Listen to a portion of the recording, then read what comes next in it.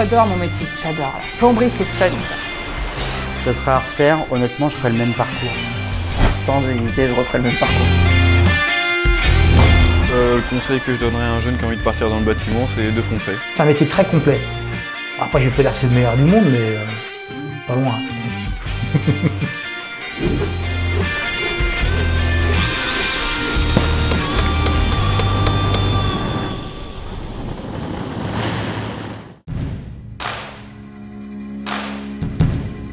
Je me présente, Paulo da Silva, plombier, chauffagiste, dans le 78 à Montesson.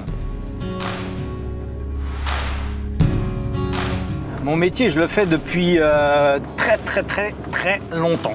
Très longtemps. J'ai commencé en pré-apprentissage à 14 ans. J'étais trop jeune pour l'apprentissage.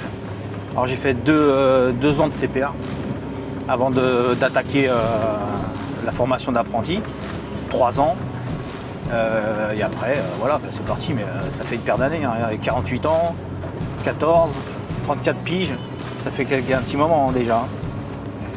Alors oui, je connais 2-3 bricoles quand même. Je suis devenu artisan, un petit peu, pas forcé, mais parce que je ne retrouvais pas ce que j'avais envie de faire chez des patrons. C'est-à-dire que je ne suis pas tombé sur un patron qui voulait faire ça. Tu vois. Alors, on n'est jamais aussi bien servi que par soi-même, alors j'ai monté ma petite structure. Après, j'ai eu l'occasion d'embaucher José, mon gars là, qui est super aussi, qui était artisan aussi, qui avait sa société, il a arrêté au bout de 14 ans, il me semble. Il l'a arrêté et il faut lui demander, mais je pense qu'il n'est pas trop mal chez nous. L'entreprise, pourquoi elle s'appelle Setil? Écoute, c'est simple, Setil, c'est une ancienne monnaie portugaise. C'est une monnaie ancienne, mais c'est les centimes. Les plus petites monnaies qui existaient, c'était des centimes. Et j'ai gardé ça en tête parce que j'aime la numismatique. Et le jour où j'ai monté ma structure, j'avais toujours pensé à ce nom-là parce que j'avais un collègue qui m'a dit « c'est un beau nom d'entreprise ça ». Et le jour où j'ai monté ma boîte, j'ai cherché le nom de la boîte, j'étais comme un con. Je vais l'appeler comment cette boîte? Allez hop, Setil, allez on y va, c'est bon. Pour faire une chaufferie comme ça, ouais, c'est 2 bonnes semaines à 2. 2 bonnes semaines, mais il ne faut pas compter ses heures. Mais tu vois, il y a un peu de finition quand même. Ces finitions, c'est un peu long. Et notre façon de travailler avec les coudes et tout ça, c'est un peu plus long. C'est un peu plus long. L'outillage ici, il y a de tout. Hein. Il y a du standard et il y a du pas standard du tout que je vais te montrer. C'est des outils très anciens mais très efficaces. Très efficaces. Et ça fait partie des outils que j'utilise qui sont anciens. Cette cintreuse-là, elle doit avoir 45 ans. Mais elle est efficace, par contre c'est vachement long à faire, parce que tu es obligé de recuire le tube.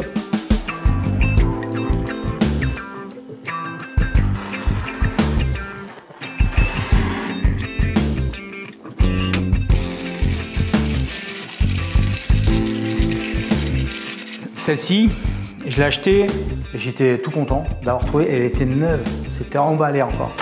Elle n'avait jamais servi. C'est chez un plombier qui avait pris sa retraite. En plus, c'était à la campagne, j'étais chercher au moins 400 bornes ici.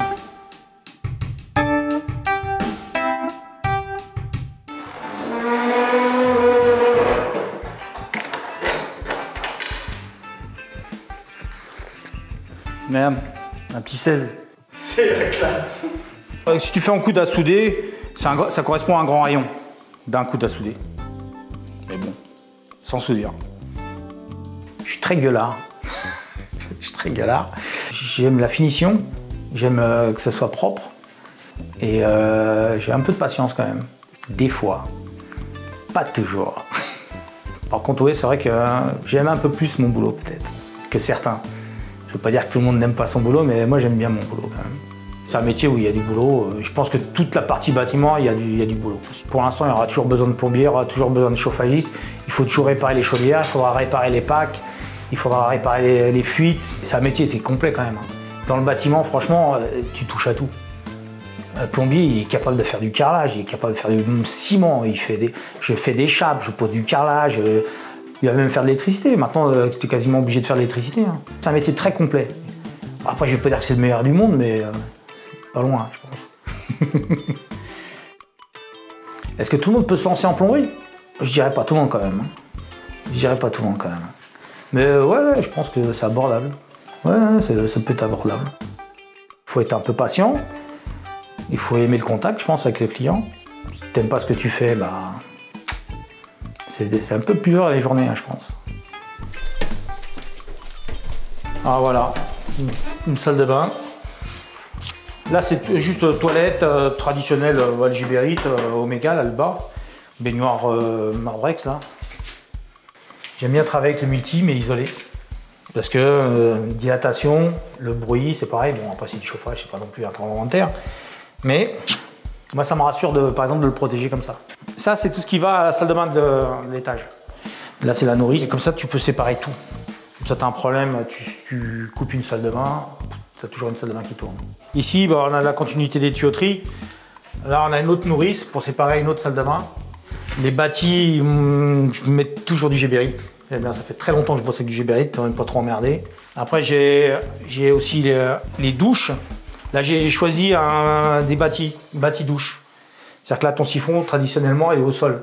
Là, l'évacuation, elle est au mur. Moi, je trouve que c'est très propre et que c'est plus joli. La journée type d'un artisan, bah, tu te lèves le matin, tu penses à ta journée, tu penses à tes clients, tu penses à ton matériel, tu vas le chercher le matin ou en fin de journée, et après c'est téléphone à droite, à gauche, appeler les fournisseurs pour voir s'il y a des pièces dispo, pour des dépannages. C'est beaucoup de téléphone, un peu de route. Bah écoute, ça c'est un petit dada que j'ai de temps en temps, parce que j'ai quelques demandes pour des architectes qui me demandent des radiateurs. J'ai fait un modèle cuivre et j'ai fait un autre modèle différent, parce qu'il y avait un modèle comme ça que mural et l'autre qui avait posé au sol et mural. L'architecte l'a choisi, elle a choisi l'autre modèle. Mais ils n'ont pas voulu le conserver en cuivre. Alors je l'ai fait faire chromer et ça fait un sèche-cheveux chromé. C'est fonctionnel et bon, ça a de l'expo ça. Peut-être pour mon futur dépôt. Ou peut-être pour un chantier, je ne sais pas. C'est un pouvoir de chauffe, tu n'imagines même pas. Ce que j'aime le plus dans mon job, bah, être sur le terrain. Le contact avec les gens, même le contact avec d'autres collègues, avec d'autres corps de métier et les clients. Après, ce que j'aime le moins, j'arrête pas de le dire, c'est les papiers. Le métier d'artisan, je pense, c'est plus dur maintenant.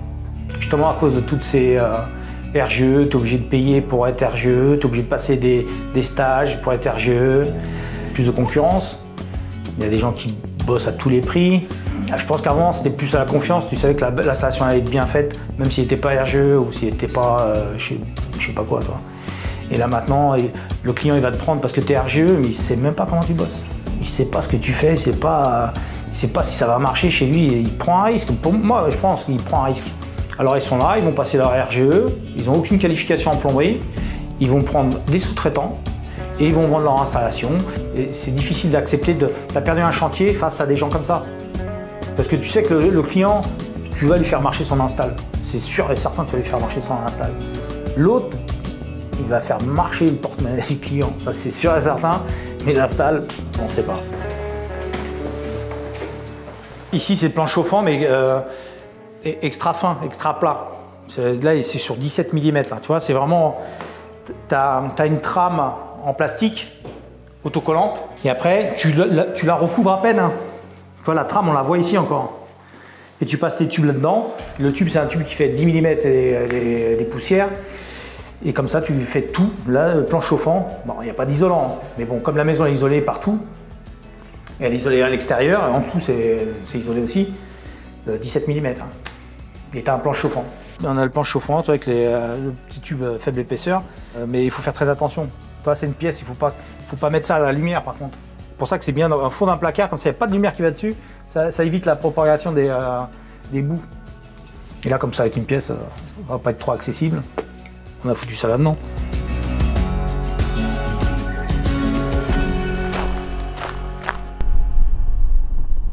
Chantier suivant. Un chantier qui est sur la fin aussi, mais bon, on attaque la chaufferie.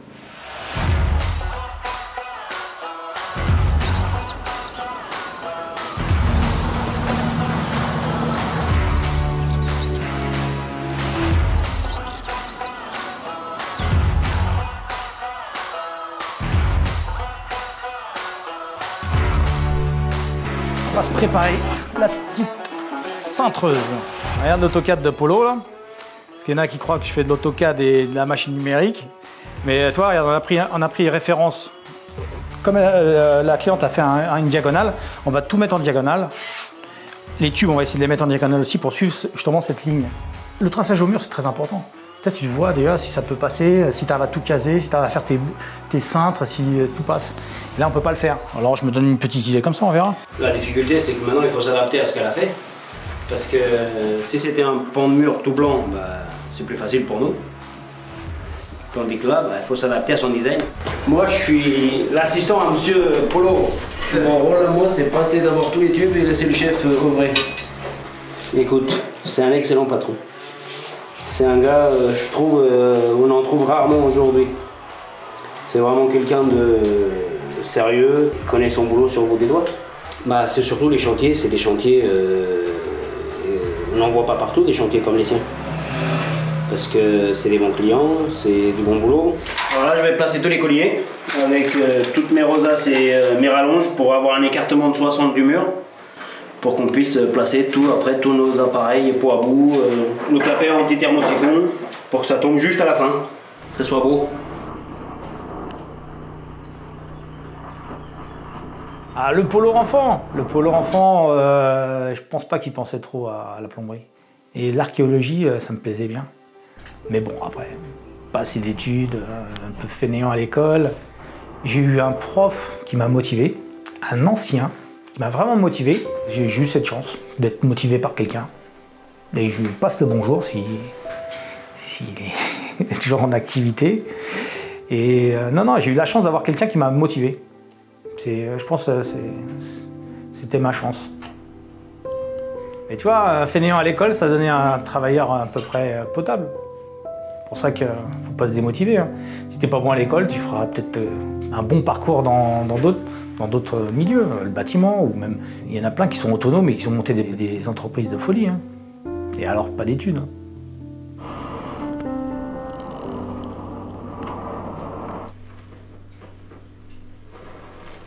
Il y en a encore qui sont motivés, ça c'est sûr, certains. J'ai régulièrement des jeunes qui m'appellent ou qui m'envoient des messages.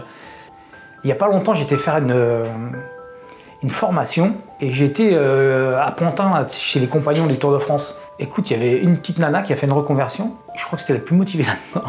Je te jure. Il y avait, je sais pas, 10-15 personnes. Et toute fine, toute menue, les mecs costauds et tout ça. Et allez, vas-y. Là, ça fait longtemps que j'ai pas eu d'apprenti. Parce que les derniers, c'était pas ça. C'était pas ça quand même. Hein. Et maintenant, tu sais que les normes qu'il y a, c'est que tu peux quasiment rien leur faire faire. Bon, maintenant on a soudé et la petite finition s'étile. Ça par contre, ça va être un petit secret qu'on va garder. Le tube avant. Et là, ça c'est le résultat nettoyé. Ouais. C'est un peu de gueule. C'est sympa en plus, c'est beau. Et non, c'est pas soudé à l'argent, c'est pas soudé à l'étain. C'est de la brasure tradie. Voilà. Pour être un bon plombier autonome, il faut beaucoup d'années, je pense. En plus, maintenant, tu sais, ça change vite. Hein. Tu as toujours des formations. Là, en peu de temps, j'ai mangé plein de formations parce que tu n'es plus à jour. Tu es encore à la vieille plomberie. Maintenant, ils sont passés à l'électronique. Tu n'es plus à jour du tout. Tu as toujours une petite formation qui traîne et c'est bien de se former. Et petit à petit, bah, tu te formes sur le tas aussi. Hein. C'est pareil. Hein. La continuité, c'est sur le tas. Hein. On a des beaux métiers. Je pense pas que c'est valorisé quand même. Hein. Je pense que on a une mauvaise presse quand même. Hein. C'est sale, c'est dangereux, En fait, on a tous les défauts, mais on s'en sort bien quand même. Je suis encore, écoute, j'ai 48 ans, je suis encore en vie. Je suis pas mort de la plomberie pour l'instant. Et je suis quand même heureux de continuer à faire de la plomberie, parce que j'ai encore quelques années à faire. Il faut que je tienne le coup et je pense que je vais tenir le coup, pas de problème. Mais oui, qu'ils orientent un petit peu vers le bâtiment, ça serait pas mal. Si tu sors de l'école et que tu as une bonne formation, par un bon prof, bah franchement, déjà ça te met un bon pied à l'étrier. Moi je pense que déjà si tu as une bonne formation, si tu as été motivé à l'école, en formation, je pense que ça aide beaucoup. Ça aide beaucoup. Dans 5 ans, bah, continuer comme je faisais avant. Si de temps en temps on peut faire un peu de cuivre, faire des petits chantiers sympathiques, des clients sympas. Moi, je me vois bien encore là-dedans, pas de problème. Hein. Même dans 10 ans, je referai le même parcours, ça me pose aucun problème. Aucun problème. Avec les mêmes personnes, aucun souci, ça me va.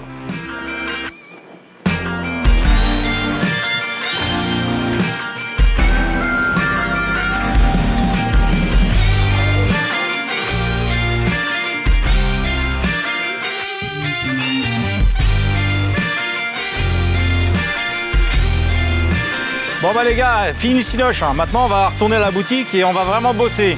À bientôt les bichons. Salut les bichons. Ciao. Ciao.